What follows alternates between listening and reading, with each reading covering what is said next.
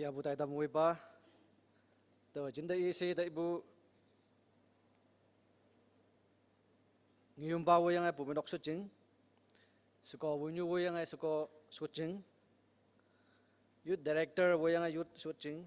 ani ho doi jinda kan dai bu Sunday school department Sunday school superintendent wo yang ai Sunday school department de to he tinok ma bu krista ma bu jing mai ani ho mong mai ngaulan sun dam nang ke BBK Golden Jubilee to greetings pha dam nang tia do man phai elak lai ka tam yang han apong ni aling ta ma cha ma bu ta ma bli dong ye Genesis chapter 2 verses 21 to 24. And the Lord God caused a deep sleep to fall on Adam. Ayang yongan ba kawang Adam de yo lu silak pa Adam, and he slept. Taukai a sea. And he took one of his ribs. Ayang hempa wan yomabu chaya, and closed up the flesh in its place. Ayang hadaw nyoya hakke pengaye. Then the rib which the Lord God had taken from man, tau phai ma yongan ba kawang ka ta ma bu ya ngai bu hemba wan phai, he made into a woman sako leng ngai, and he brought her to the man. Hayang ya natan dang de ya apai. And Adam said, Hayang Adam now this is now bone of my bones. Sa hadawa one yomabu one, and flesh of my flesh. Hayang may yomabu may, she shall be called woman. Ya de seko se nyiglak, because she was taken out of men. Hang ching ne ya netan mabu ya ngai. Therefore a man shall leave his father and mother, tau kai netan na pa hayang nyu ang yang tai lak, and be joined to his wife hayang seko phe haulak, and they shall become one flesh. Hayang iman imnia I mai cha ne menglak ka ngau kai teman moilan moi man fa.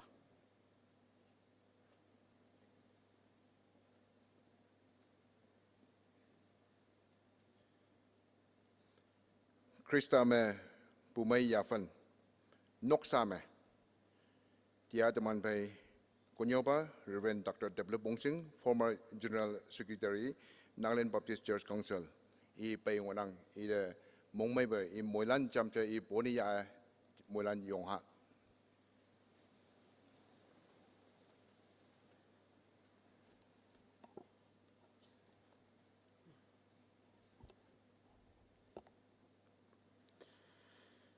Short Kemelak, you can be seated.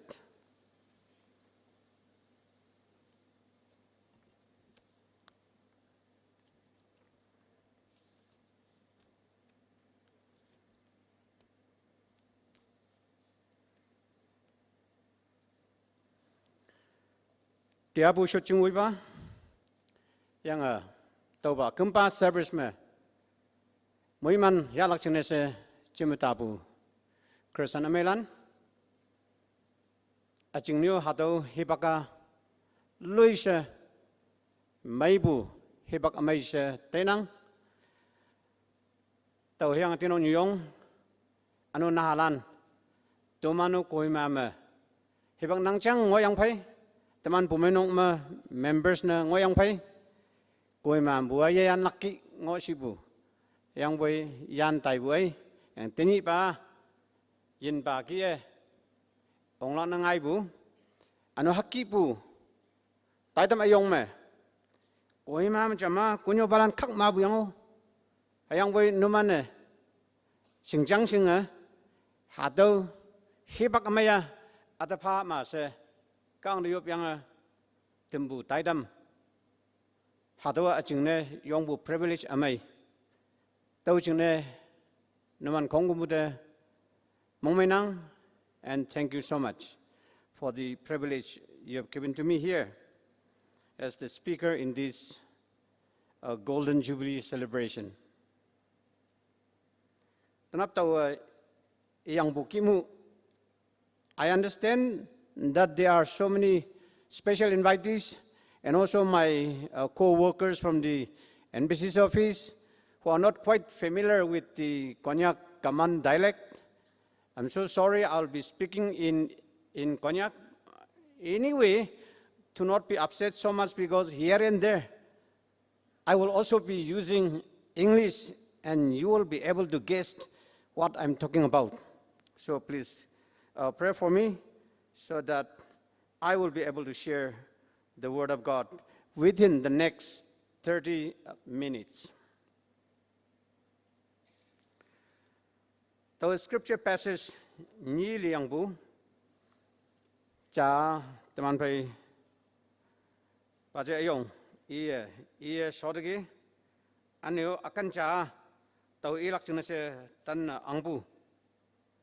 hado passage so relating to Christian family nang opo jingne yong bu appropriate scripture portion se tainang tia tawa teman pai ngau muka kristama pumai yapan noksame hado ngau lang onang tau pai sulak jingne tau kawang ngau akan cambu iu tainang Colossians chapter 3 verses 18, 19 and 20. 18, 19 and 20. Wives, submit to your own husband as is fitting in the Lord. Sekolan numane kawang sisoma kak subuki anu sulak ne numan natanan pangma winjaya ngoro hatung ngau kek submit si ibu ngau kek ka mayang amai bu ngakeng no yachi buki anya ne women liberation theology women liberation theologian imana ngau Taiwan de tau kan pong hoan de natan pang ma ngodo sang ne iki se tau ki bu tuman seminar ya wan de discussion ya wan de tau ki o ngau bu haki i do bu jing ne tumana anu selu se kawa ngawa yamalelak na ngai bu hema hado kawa ngau yam tayang pole ya submit se natalan lan se iman pang mongolak sing ne lan se pan paru se hang ne ibusi hado New Testament Greek ngau hado da lai Taiwan de tau me ibua hado submit si ibu ngawa yong me ibu ngau yang ma natan pa nang ya ata hakaling lak aja se yupu demand ne meng bu hangwa nang si beja hayang bo idi se voluntary cooperation mong mai se yoi ning ga yoi na tan se te yang e sirak i beja pol ibua tau jing ne hado over te ga ngaya be hawan de toman seminar session ma yong hot ti peta ngo yang mai nang i kawang ngaw hakai selubu yam lak yang se toman tama ya yang yan bu sa atong ibu ma tamana atau biblical stories tama yapan yang he campaign ang bu hayang bu kawang ngawa yong lu sang onang every word every sentence hatawa cham e ngayang shaw ngayang among mahangi long ya bino haro yam nang na ngobwe tau verse 18 hado ngobu submit to your own husband si ibu tawa yong bu ngau amai kang nang ya seko ke hakalung tau se kang bu hangon nang ja hayang bu hatawa voluntary no cooperation ja se voluntary submission ja se mi ngau ma kuri ngau ma taki ingon ang gi se tàu inang. Next 19 verse 19. Husbands, love your wives and do not be bitter towards them. Sekolah saya ibu ibu, Natanlan do, Natanlan, no mana yunok nyong de, yong isi kando, anio yong sika sekolah de tau kia tangau, tau kia tacun, tau kia buang lam buang sam sekolah de tahu se pola ibu nginang. Anu next verse 20 me. Children, obey your parents in all things, for this is well pleasing to the Lord. Hayimlan, nang yunang ba ngao chai đâu, nang yunang ba isi đâu, nang yunang ba những habu de, đâu ki nang lắc chừng se ngang đâu, hàng chừng này hạt đâu à, các ông yong mong habu. Như ngọ wang mấy cha sẽ all Christian family chang iwanda tàu kia ibu nginang tàu yo bebek nang. Chau ba kawang hado yasanya lebu yo bakambu hibak ano nangau chai lak hibak amai jingne upa chiso nandamenyong pa buai. Hayang hado achau leng chong me yong yang nang son ba nangau. Cuma tangok pu Kristen Katalan pay, nang Nilan pay tamahan wanda. Hato ayan kawang ngau se. Tupan mo ilan na chay anu tampa, nang sama pa. Kadong yu ye may mong buki ngau na tak dam kay. Hayang poy achaw yaha at yong sum ay pupay. Tau pa ngau na tampaw o upa anu chay balan. Tupan mo ilano kanjeng mong masyute nangau semai se sing ya lak jingne yoy nok ti bo moiman chapong tau yang yi lak jingne kawanang tuman de wedawai ba yong ok se tuman yaniba jisu Christ amen me joba kang de puai tolana se upa nang mong ayo amen.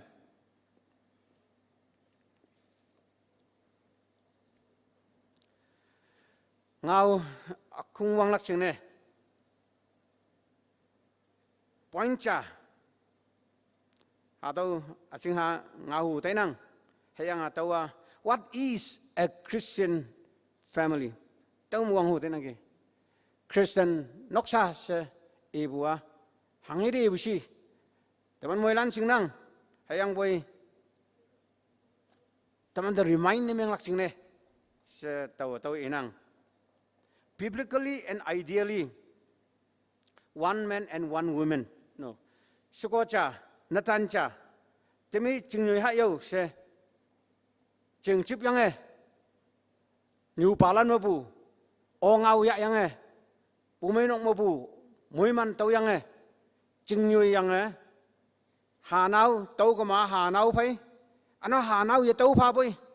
seko natanyi jingnui bu as husband and wife. Hado de Christian family se ibu onang yang Christian family si kema teman mamam se tau nang ano sabu chu wanda lai wanda tau sai sobu hado traditional understanding of a Christian family hakatai bukai moilan hayang ba anyo sabu chu wan me Natan atam, Jessica ma soko atama. Yo ang committed Christian. Hayang boy jinga cha menyoy ngo. Asahay ngo ma hayang boy. Natan ngo ya boy tau na atam atop na menglak. Tau pu pai buki iman dem yong may pau tiklak. Hayang iman kawang sung mo chong atam lak. Natan atamata ki bungo nang soko atamato ki bu ngai nang yang kadong nyuma hadolana Kristen noksa amai se isi chun bungo nang teman yo hado ki bua hakamu Christian family si kama taulano hagi Asia chun lang ngonang ano sing ya lak ngonang hayang boy aniyo cha temana hado yechi galak hado Christian faith Bible ngau kawang ngau hado pa Yesu galak sa temana sing ya lak chao ano cha ngonang hayang atawa tiangai na ke khung sekona tan nameng bu ke khung si wana numana kaplang khung ibu ya se teman jam haka tai bu kai ke khung si kama hadu kaplang khung ibu ji bu yang boy GAY ke khung natan hay natan ni sekona tan ne se nyui la kai se nyui bu ngo bu kai ano seko hay seko ni nangan natan nameng kayo to seko nameng ka ba yo si yang family ne nyui bu ngo nang bu kai 하도란 기 봐 하도 크리스천 패밀리 데피니션 뭐 요음락이 아니 하나 바이블만 또 베스시나 또지네 또기에 옴락간 ngo'nang 요음락간 ngo'nang 세다만 아봉 타워 크리스천 패밀리 쟁아 싱야라는 거 부지네세 응아우 아쿵왕부 또기에 ngānang 니슈바메 my second point is what does the Bible say about family tau ba line me ngahu tainang tiat man pai ibu line me ano Genesis chapter 1 verses 27-28 hado da lai wanda kawanga atam e lungbu kadong yu lungbu magang ibu maging ibu kongmu lungbu hakal lung wanda kawang taidam God's plan cha ngobua men and women should get married, become husband and wife, become one flesh. Ye may cha nameng lak si ibu.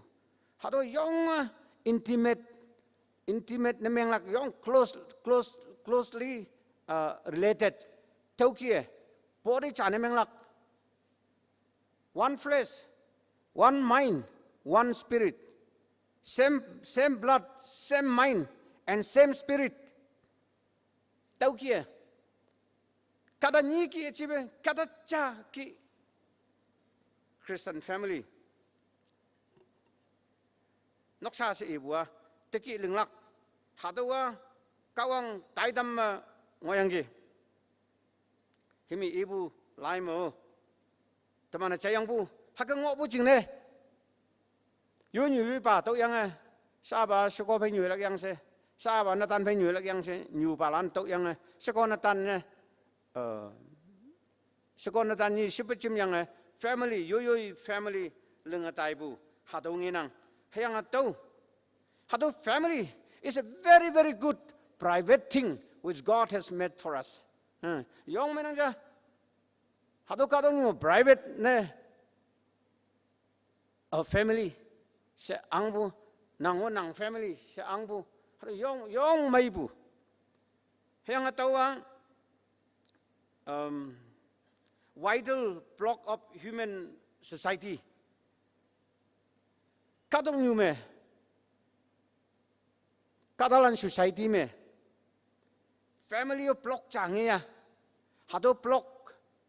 Tau tinok family ya pelak nangon ninok family ya pelak jabaon iman family ya pelak haga ya apa ya. Atau ida pai nokwi buki wal lung buki hakal lung in bani meng kama Christian family amai saha hakal cimta kama harus catheli hang na yemene haki bu cimta bani meng kadong yu lung hak si lung dau bui yong mai hak begino harus social block kaja family ya yang hatu yong mai bu kawang lung bu kadong yu mai min ngoyan ne se tau lung bai ja tau yang tinok yong mai ninok yong mai chambanok yong mai kama kadong yu ching mai sa ngo ha bu kai hayang bui katalan kata nyu ha hangko kata ya hatu kawang standard yo yok pungia family si ibu ba yong may nang hayang hado family run naming laka hado family manage na meng laka hang kawang teman da phabu na halan de kawang nhưng mà ya trong ya lak ching ne chalun lak ching ne iman de ni che ya che kawang ngau nhiều la yang iman convince na meng yang teman tok phai de wi imano kem na tam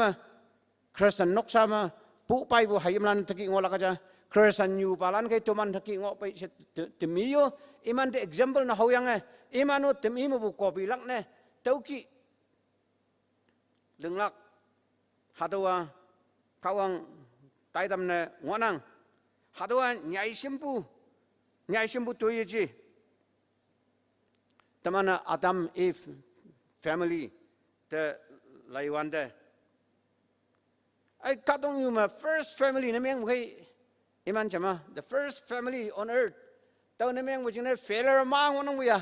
Adam Eve ni yei bu kan tamana singonum ka tai ngwa no tao mo si tai ngwa taman mo lan sing bu de sing nang bu de hang tao family lưng bua cha de tay chăm tay bông cha bông tay đâu cha de yong mày ai mình ăn nhạ nè sẽ cao ăn tay đâm vào tao khi hay ăn với tao Adam Eve ni family ngộ bút lấy quan thế awang nè in người bạn ni mà hao wang hay cao ăn im ni tao mong si bút chừng nè im ni ngõ lắc cả doctor cao ăn phơi so no nhảy xem mấy người lắc nhảy xem mấy người lắc tao mà ngang wang đâm tê ngay tôi lên của mình nắc sĩ hạ lắc hạ tôi ya phấn đó ba bay bù khay cao ăn những mấy bút chừng nè tao kỹ tài bù tao kỹ ngay bù anh yêu na ni de lai wan do kain na apel hado pungau tamana singnang pungau e yungolak tay cham tay ponga ai cha ye abiyo cha ba loi tam min ling ya haki byang bible ma cha ngo we ni ngo bu shimai hana cha ye wan de cha chonyang tik yang ka doctor lamata ha bu yan ok lakai atum bu yan lakai kawang haki ebu Adam Eve ni ano nau si ni yo cha apong tay đâu mình ngoya cha de tay chăm tay bông mình ngoya se tay si bu hayang boy cheong ba ya inau de muk tak tay inau tôi semai ngay de gi tau de ung tay inau pha bu kawang da to bu hado kawang ya bu yang i ching ya bu yang se inau da ba ung dai hado issue me inau toi win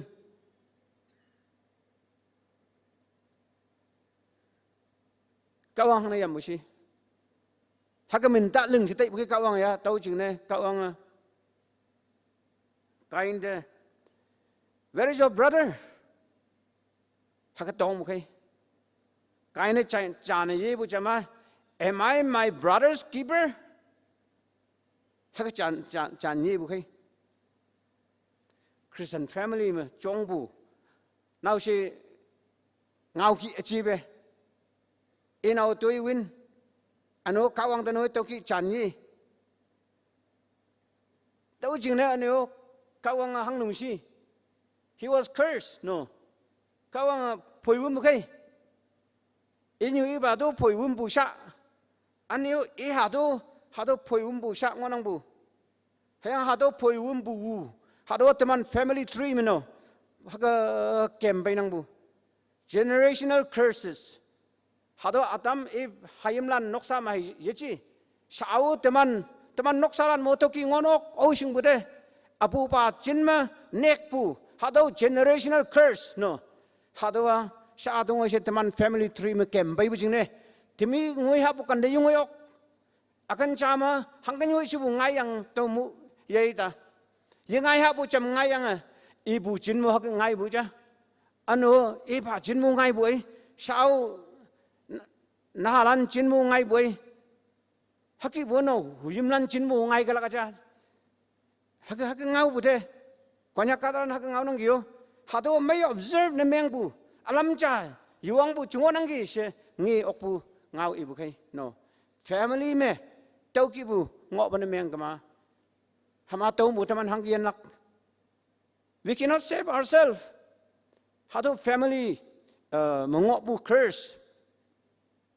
generational curses how to bu hang yen lak si how to jisu curse hai taman tau mu pui bu ok lak tau ching ne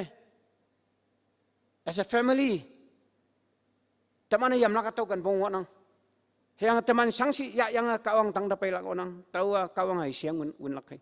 teman nying ga siang un bu yok lak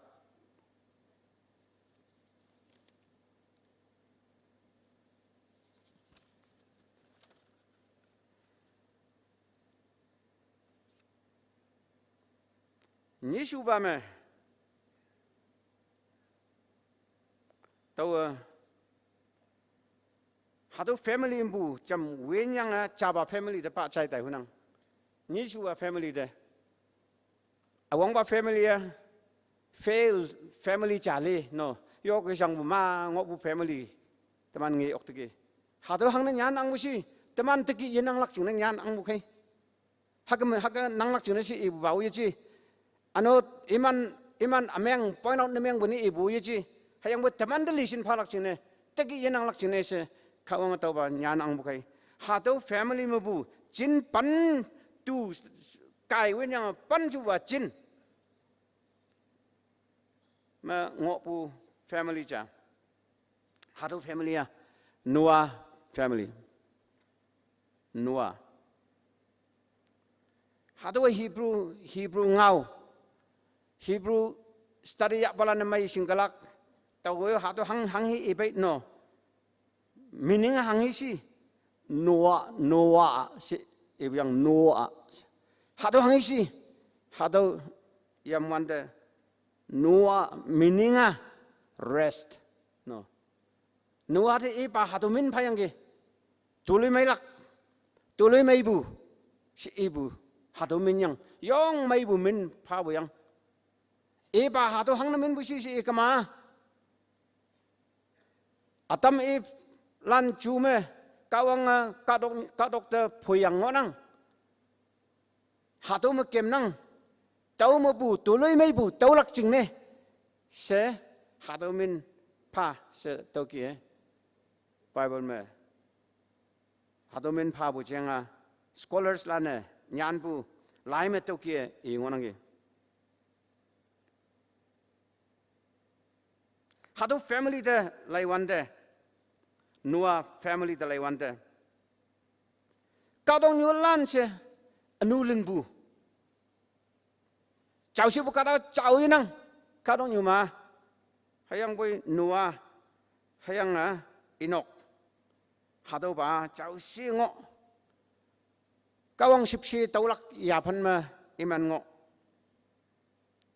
Noah anu Inok nyuyong anu nausilan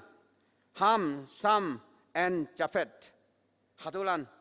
Hayang iman jing sekolan. Kawang tak tinglak pu. Noksa me. Iman noksa ne iman ngoyang ki. Ano iman ayen. Kadong yu nuwe ye sape. Chau si ngok. Kadong yu ma tawan the population hangsin ngok busi. Scholars atama several millions ngoi dai ngok bujas ibu scholars ada billion ngoi dai ngok bujas ibu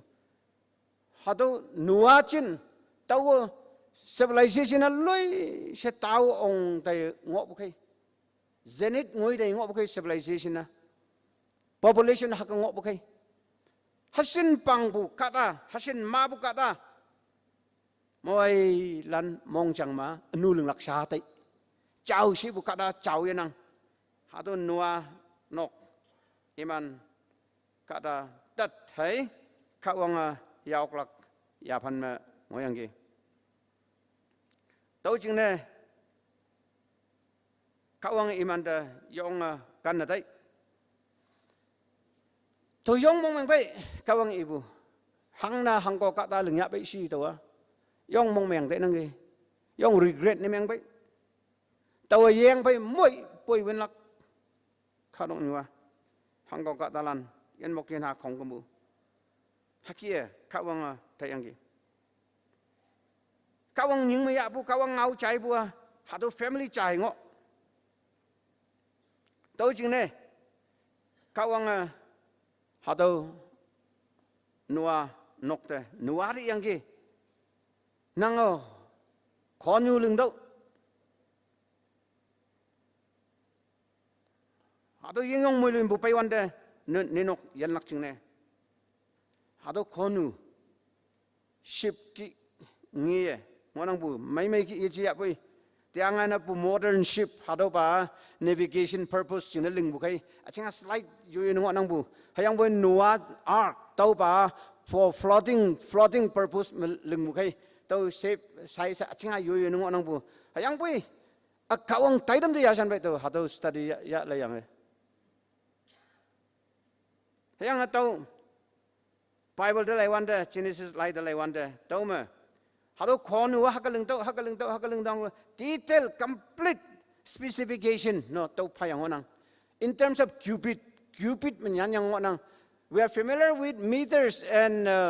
feet right ให้ยังไป Bible มันยังว่า cubit สิเองว่านังเก I don't know what it is ฮับไปอเมริกันบู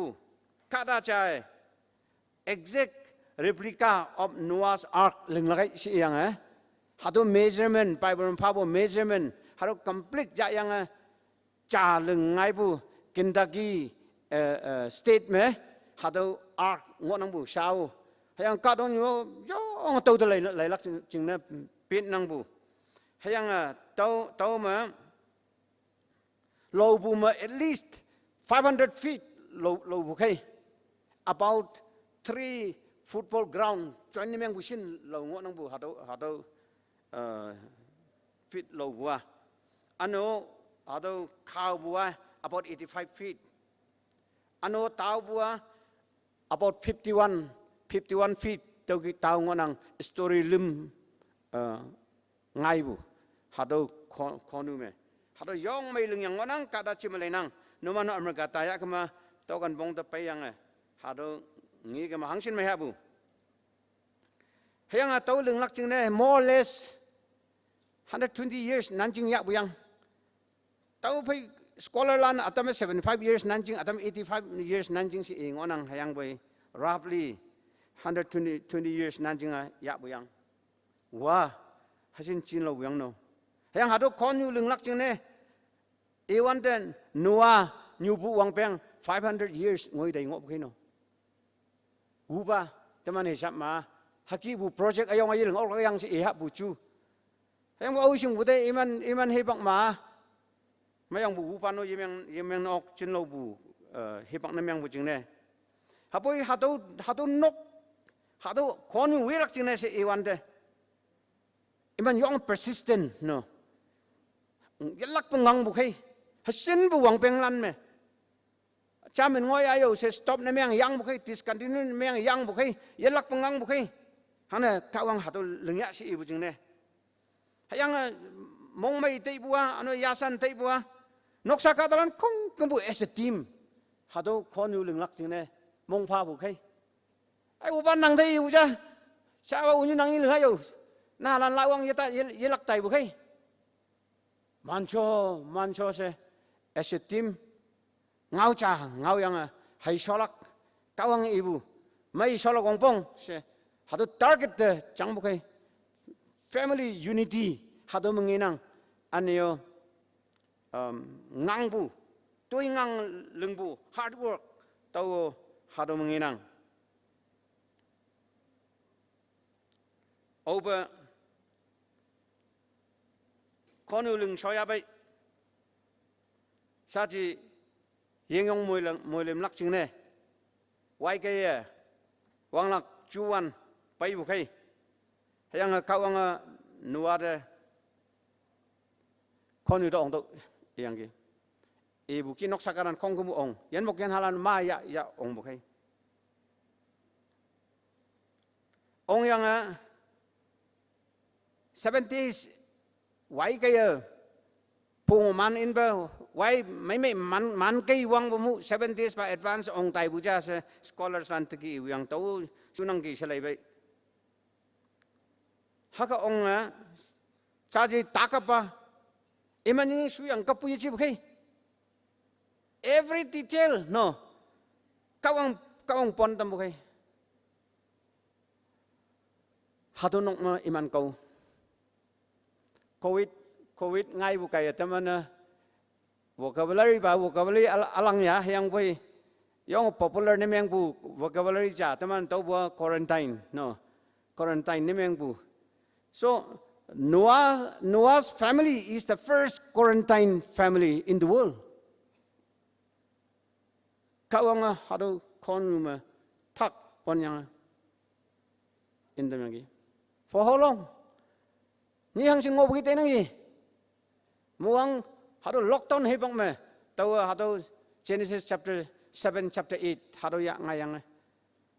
Noah nok ma konu man ni hang sing nyuya no hadu study ja research extensive research tahu ya yang ke. Yang tahu ma tahu buah. Akum ne.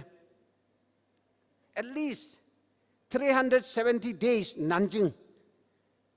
Hadu konu ngop yang. 1 year 10 days nanjing, 5 days nanjing toki ngop boy. Hiang hatu Bible me nyanyang ngonang Noah wanda ong bunyi wang peng 600 years 47 days ngoi dai ngo Noah one bu konumbu yubu wang penga 61 years 57 days ngoi dai ngo no hado 601 57 days hado mapu 647 days 600 years 47 days to minus emang to kama 1 year 10 days singai nang hayang atawa ano sa abu calendar ma pes emang yang atam to kama 365 days pa wangpeng chana ya tai tai wang ninga to boy hado tau yang to yong mong mai hayang hapoi mong sang hado asai sing bu to suya bu te alo scholars lan hangi nangi Old Testament scholars hangi si iman yam layabu laibute pa several of them no already studied memang tengo yang iman calculation no tau ki ngai uke tau jin tau konyak pangjim da muang center da ong yang hakungo nangi se iman di yang mongsal hango yenang Noah hado quarantine nemeng yang ya at least 1 year pa short kum ngop yang se Bible mu ngi ngo nangi yo tau doctor alo scholars lan ibu teki ngo nangi se tau konyak pangjim pai tan tamahan pu ngoyang gi hakki wa hebak lo le ngop kai no hangi ha yung ngoya pai no hangi lung ngoya pai no hatu ngau lang yong ngo nangi hapo Bible study chi bu kai short ma to no man da tau enang kawang ta tinglak pu noksa hakki bu jume hadu wan konu navigate nemang kemlak travel yenang bote yong mong yong yang kawang yan palak no atinglak pu kawang de hadu ngo bu kai taman jing na lisin hangi atu pailakai pai ka biyoi tamano nuanokki kawang yan palak te kawang lam ho palak te atinglak pu Kristan noksa ame cha nemang lak wongpong taukan pong da pailak na nangki tanyo tamando yang yong mui limbu mai ba ye pai buya hayang boy sabu unhealthy information kak ma bu kai hado flood ta teman hayimlan da sa bu kai hado flood ta teman da sa bu kai internet flood media flood no anyo kadong yume different ideologies ngai bu teman hayimlan da sa nang bu kai nok ma nyau bu ki yenang jayo kadong yume nyau bu yong yu nyau ngo nang bu ma nyau ngo nang bu teman hayimlan confused me laka jingyang ma nyau ngo nang bu de college universities ma nyau ngo nang bu de nok sa ma ating pa Bible ma pes ni meng yang teman hayimlan da mai ye nyau kap ne meng kama hadok society de sabu kadong yu de teman hayimlan da ki simsim balan pai pangya si ilaka young risky no young risky to yang ma to jing ne family me taulan kawanga hanga nyaula ya pai hado nyaula laka yong bu teman tu so yong yang se ngi yong nang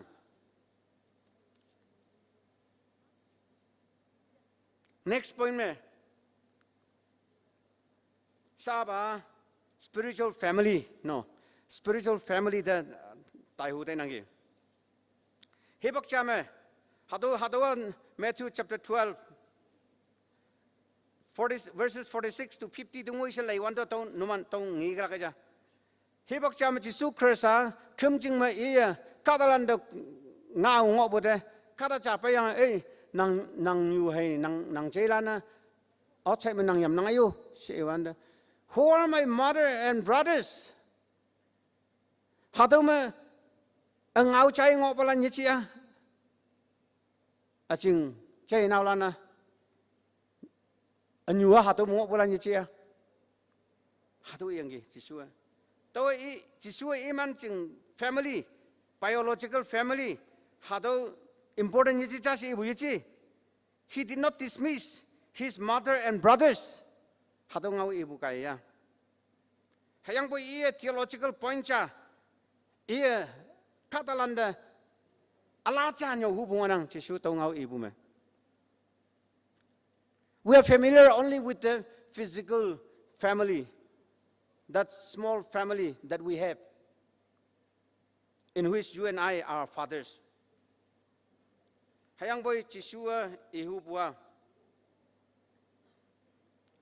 The most important family connection is spiritual, not physical.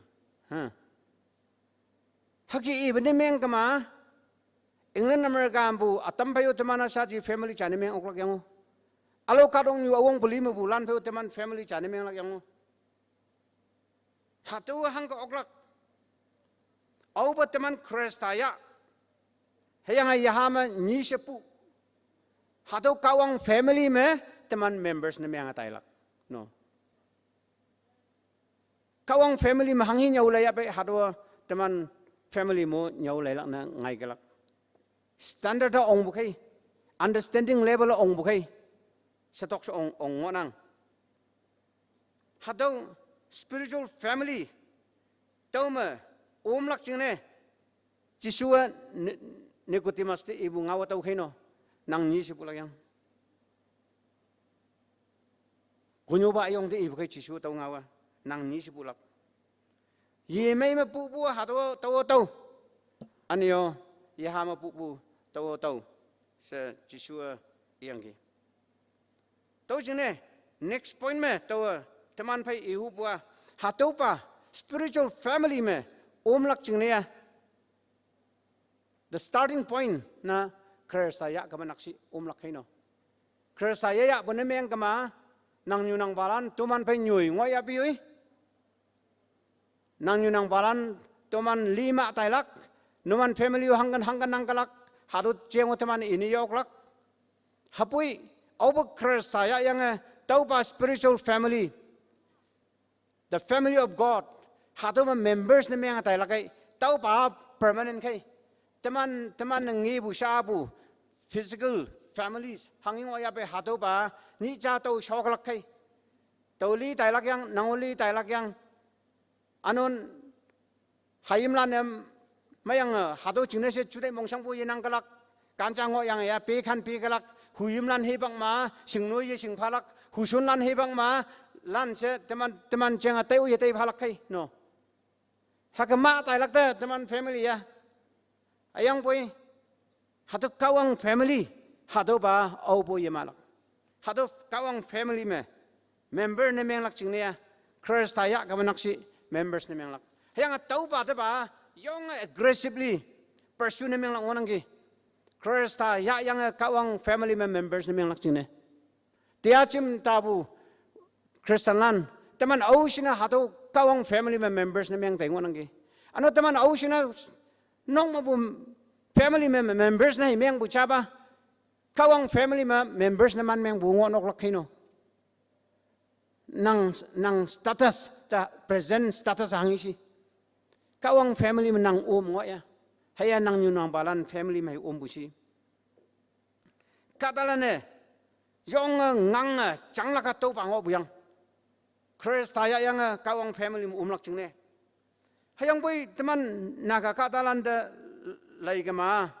we are very smart in pursuing new things like new fashion, new branded goods, new cars, new house buildings, residential buildings, new church buildings, and anything and everything that is new in the markets. Suppose new products are removed from the factories and moved to the market. These new products are in the hands of the Naga people. The next day in Dimapur and Kohima. No. Hakapa smart man with it. Kadong new fashion, kadong new technology, kadong new kari motor. Yalak jineba tamana taki nganang. Hayang boy Bible me ibua. The most important thing for us to pursue in life, above all other things, is Jesus Christ. Hatuija. Jesus Christ ba aubo sobe ja min chojayo. Hado eternally ja. Tau jingna tau ba da changlak wanang. Hado sing si phanga. Semen lampit tau yang tau da phatha buja. Jisua. Ni ja bu hebang ma e konyo ta yang tau ibyang. No mana no. Wang tang ang jing mai bu jeng sing si phanga. Hunai kam kong kumbu yo yang hado ba ya lak jina phatha buja. Hayang bui. No mana tau ba wang tang ang jing jeng apong man tau. Jisua. Tamano. Hado Jisu Krista family mo umdo kuma hangsin may laksi tamanda. Hado singsi phanga. Hado ba first se changha bu. Hayang boy tamana tawa.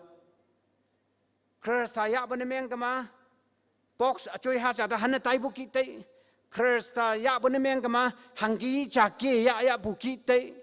Krista ya ba nemeng kama small space a wang we space achieve mayang yopo yelo oklak space achoy haja tau bu kitai Krista ya ban meng kama ye chong yelo lo kitai no hatu kasi pa bu chudai kai demanda the devil is a deceiver Bible me ibu hadu chudai ya teman mong jang da teman chudai da kasi pa bu Krista ya lak chung ne ka dong yo yong chang nang ja over Krista ya lagai. Your life will never be the same once you receive Jesus Christ. Cheli bu hai paine si bu kai. Ka dong ni makara ma bu tau ngai wiang o. Hayang lambu Paul 2 Corinthians chapter 5 verse 17 me ibua. If any man is in Christ, he is a new creation. Hagi bu kai no. Allah ne meng de jayo. The old things have passed away. Anu lengbu, judai mongjang, anu lengbu, lam, anu ngau ibu, hado kong kumusati len dai beja. Kong kumu ala ne meng debu, ala ne meng bu si ibu alang repair ne meng ye ibu, hado ibu ichi, hay mo completely a new creation. Allah, acing hanoi anu manu buki, no, acing hanoi pau pen bu yenang bu, tau kibu. Ya panda ya pai phalak hakibu ayan phalak hado lambu Paula ibu tamana laiwanda taunginang hayang ni jai se tamanda kawang ngawa nyaulai phalak hayang taman inbox taman mind it will be filled with godly information and godly instructions ano taman mind hado ni jai se renew ne menglak Allah ne meng Allah tau tai lak instruction Allah ngi galak ya phalak kawang Romans chapter 2 chapter 12 verse 2 me ibu Paul tau ibu nginang hakibu process nang ayen me ngai do bude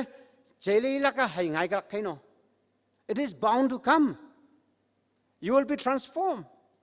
once you receive Jesus Christ hang hado kawang ngau kai Paul hangi pa iya pa hado da tinglak pun meng Krista ya jeli bu hai ngai galak hado disciples Most of them are ordinary fishermen. Hayang boy Jisua apai wei kai se wanda wei bu khung kai. Hayang Jisu pai wei yang they have spent 3 years with Jesus. Haga wang peng lim ngo yang lai đâu. They are totally changed. No. Their theological knowledge is quite sound, though they did not attend any theological seminary. Haga ngai bu de. Kau ngau iman semai sengau ngai bu de. Nya palan. Hayang boy iman ayen ma cheli bu ngayang ge. Public speaking capacity haru yong increase nemeng bukai iman arguments haru yong sharp nemeng bukai iman defend nemeng bukai. Hangna iman kau ngau bu jingne. Hayang sing yang ngau bu jingne. Jisu mo bu iman sing ya. They possess extraordinary powers to preach the gospel, the good news, to heal the sick and to cast out demons. No. Hakaba ngai bukai. Cheli bu ngaya. Yang ngai bu ah. Paman yan ngonang giyo. Haka ngai bu de. Hayang atau kia teman bayu ngai galakta. Kadalana iman ceng iman terlay yang tokalay yang Acts chapter 4 13 14 tokalay wante ay hatulana hatu Galilean ordinary kadalan nichia iman ngawa yung yang usaya yasan lay bukai Christ tapay ngo bu jingne Christ ta yang ma yibu now silan no completely alana me kai nang ayen ma chelibu tau yang ni nokta yihu ta ya hado golden jubilee mu umyang I think the best thing you can do is receive Jesus Christ and go back to your house to your home as a transformed person mong ta ya kangin saiba Matthew gazetted officer income tax office mashut ngo bude Jisua Matthew di yang Matthew follow me apai wi kai si hawanda hangai wisi ini si kama hado Matthew a very dishonest tax collector si kama equivalent to our deputy commissioner sotomoto kada yija Chilo to kong la yang Rome government ne iman jing revenue office me so lak jing se li angbu kada ja sotomoto kada ye jibu hapoi hado kada da jisu nyuk poi government servant nyuk poi jisu nang apai wi kai haki wanda he did not hesitate he did not look back he left behind a life of wealth and security he abandoned the pleasure of this world for the promise of eternal life. No. Cindeng olak ayen hado ba yalak jingne kadong yu hungle mongong kadong yu shengingin enjoy ni menglak hado ba ia tok paida tok yangki. Matthew chapter 9 verses 9 to 10 da lai wanda hado Matthew jisu pai woi bu cheng nginang hayang e lives change the meng atai bu radically change hado atamana Pai tamana ngi okpu atingma ema chelebua ngai buyang. Once upon a time, he was a crooked tax collector. Hayang boy tenia, he has become the follower of Jesus and the gospel writer. Hadu Matthew gospel tau kada nyan bukai. Hang tu yong yasan lebe. Hadu Matthew lai de.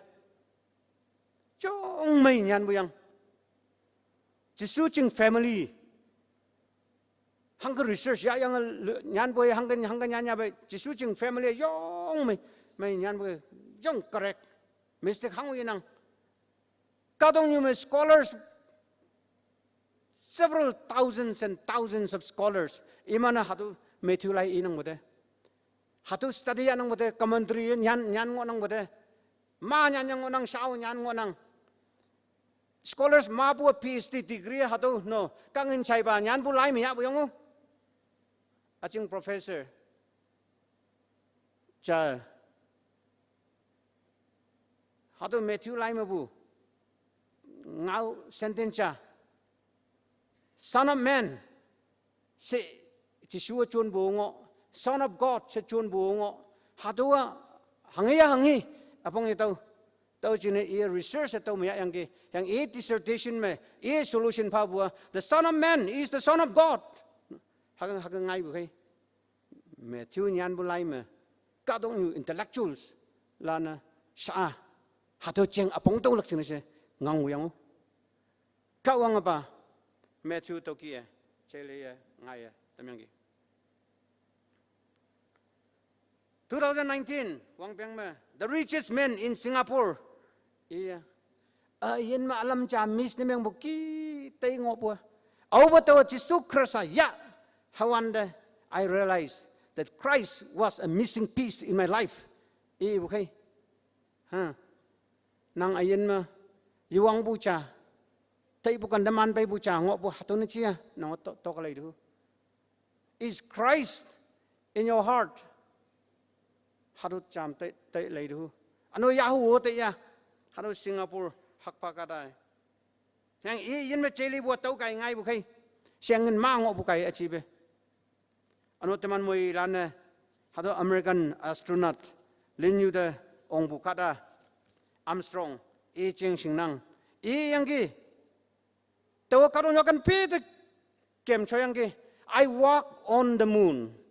hayang boy taw ya yin me cheli bu je be jayo yin me cheli bu pai bu Krista ong shut bu jine yin me cheli bu pai be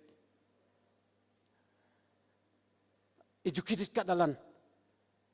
sengen me bu kadalan Krista ya lak jine yong chang nang ja several millions kadalan no Krista ya lak jine chang nang ja tanen lai me ing nang ja achau ba lamde kara angang jalak pacang galak aja ibu saabu hebak aja tau kan ibu konyak new palan china ulan hayimlan hangari nangi hadu Krista family me teman ong kapun me kama nua lengbu wan me nua nok ong sojang hadu flood mabu yang mulim mabu yan bukie Krista konume Jesus Krista konume teman ong kapun me kama teman yan lak yang chen deng olak ayen hadu Krista ipalak si ibu kaino hadu yahu daya tau jingne hadu golden jubilee close na meng lak jingne hadu tadam shobu ichi iman shokalak yang a sermon shobu ne kawang tangda dia ma pa ngonangi haboi tau yoman hoi kada cha no hoi Jesus Christ habai man ho tau Jesus Christ ya la kai se jing chep hu bu atam ngop ne meng kama if it is just one person it is very very good more than sufficient ano nilim ngop ne meng kama ma ngop ne meng kama hado yong mai biang hado opportunity yang kawang nong me member ne meng lak chine invite ne meng kino hado golden jubilee me kawang nong me invite pai lak chine invite me mukai nya nalan hyang chenalan chong bu hayim lan numan hang kati nangi tia Krista ya yang yehu te ya hado golden jubilee show hoi chame hado golden jubilee asa ji wung kan wung show do da ka tai ka lak kai haboi Krista ba nang phengolak a phengolak teman phengolak nok sam ngolak hado ya yang yehu te ya tau chune tau yu pe bak cha ya lak moi lan mungu da au de yelai be tau kan dai bu konyak Christian amilan kawang ngau numan chai degi kawang ngau hakai ibu ja paula ko yenang katila ko yenang Krista ya bu nemeng kama teman jingne hado ayen yenang Krista family de pai ga manaksi pumai ya phan de pai bu nemeng lang aja yo Krista ma pumai ya phan noksame nangapai hu de ya tia Krista tang da lepe hu de ya asong wan de kawang de chanyang ngo hayang ba anu ye tokpai de backslide ni meng yi ngo pun meng ga nang tiao hado commitment ya bu oklak anu first time Jesus Krista kawang yen ma master se ya la kai se tai bani meng ga ma nang o yak khong bu oklak to sa minute chani hebak phanang นางยักษ์ของบวกหลัก God bless you God bless you God bless you God bless you God bless you God bless you God bless you นั่นมันกงมุตะกังมวยมันสิฮักกะกาวางตังดาฮักไปหลักอันนี้ตรงไว้ yes God bless you those sitting upstairs in the balcony งวยอาตมงวยyes God bless you อันนี้งวยyes God bless you อันนี้งวยGod bless you I see many hands tonight praise the Lord อันนู้amongมาหาดูdownstairs มาชุดพลันอันนู้อาตมตรงงวยหนึ่งในยังครสายาเฮียตายาno หนึ่งในบูอาตมงวนัง last second อันนี้เฮบักโล yes God bless you อันนี้งวย God bless you อันนี้งวย yes God bless you God bless you last second อันนี้งวย God bless you ทำไมเนี่ยซาบุเฮบังมาอยู่ไปบักใจรักตัวจริงเนี่ย wherever you are seated from your seat can you please rise up can you please rise up those of you who raise your hands นุมันยักษ์ของบาลันเจ้งเขาวังเดไม่ยงพายเขาวังเดอีชิบุยาหาไปจามนุมันยงลักษณะเสตรงนั้นก็องมวยมันสิอนุงวยyes ก็องมวยมันสิอันนี้ตรงวยมันยงอกปวดทำงบในเมืองก็มายงลักษณะเสปักพานัง yes ก็องมวย yes ก็องมวยมันโตอันนี้งวย yes ก็องมวยมันโตอนุยัยตาตัวงบยังเสบุอันนี้จำงบในเมืองก็มันดูเฮปักพานังมังนังเตียมังนังก็องมวยมันแต่มันyes ยังไม่ God bless you God bless you last second ไม่ยงบุกให้โน God bless you อันนี้ว่าตัวยุบไปออกใจรักษณะสิไปตัวยุบผู้ไปจำเสนังยุบกันอยู่หาดูจุบลีชอบว่าครัวสนังยะยังตัวนกตัวองนี้ไปอาจึงไต่ตามหังงวนังกีกงกุมบุคคลนังอัตหูดำพะอาจึงไล่เมื่ออเล็กลักลำอยู่ดันนังตัววุ้ยเกมภาษาเกาหลีอยู่เขาวังจันกลักเขาหักกูตัวหนึ่งลักเขาวังนังยะตัวพลักตัวจริงเนี่ยแต่มันจำเสียอยู่ไปปักยาลักนิวพลันเอาชินชัวตรงวันนังกีนูมันไม่งอบูจริงเนี่ยชัวตรงวันนังเสียตัวถึงลักไตนังสายงครัวสาไปจริงไม่ยาบูนาวชิลันอังงังวันนัง upstairs มงวันนังเพลกุนีเมอนุหัตถบาสาบุ ground floor มงวันนังหัตถจริงเนี่ยแต่มันไม่ลันเขาวังจำอยู่ไปอยู่ฮาเลลูยาอุปาจิตสุเดียกัดมานังทั้งเดไปดีกีอาดู golden jubilee อเล็กThank you, Lord. หาดูยาสัญญาลิบุตัวจริงเนี่ยนั่นมันยงพาบุไว้เจ้าบ่าเขาวังสาโอเชียนเขาวัง family เม่ members เมืองละกันเช่นังสันป้าสิชุเม่ยักษ์คงยังเงสายงเขาเขาวังนังเงี้ยยงตะกี้โอป้านั่นมันยงพาไปอยู่ฮาเลลูยาโอป้าชิสุเอาชินยงตะกี้อิมันตลอลำลักนูกาชีโอหามงนังยังไปอิมันตลอลำเนี่ยตัดดำอยู่เขาว่านังชวนชีอยู่มวยลันคริสต์แฟมิลี่เม่เขาวังแฟมิลี่เม่อิมันมินเตียนังยันตัมสิ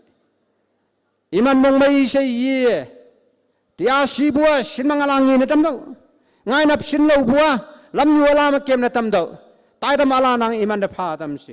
นังยังไม่ยันอังกยูเสตัวมันยันบัจิสุคริสต์ทำมินเมนังยำไปบุคาตลันนังนิฮาลันล้านเสนังยังมาชิมตัมตัวมันยันบัจิสุคริสต์ทำมินเมจูบากังเดียป่วยตลานาเซอุปานังมงอาเยาอาเมน Okay, God bless you. You can be seated.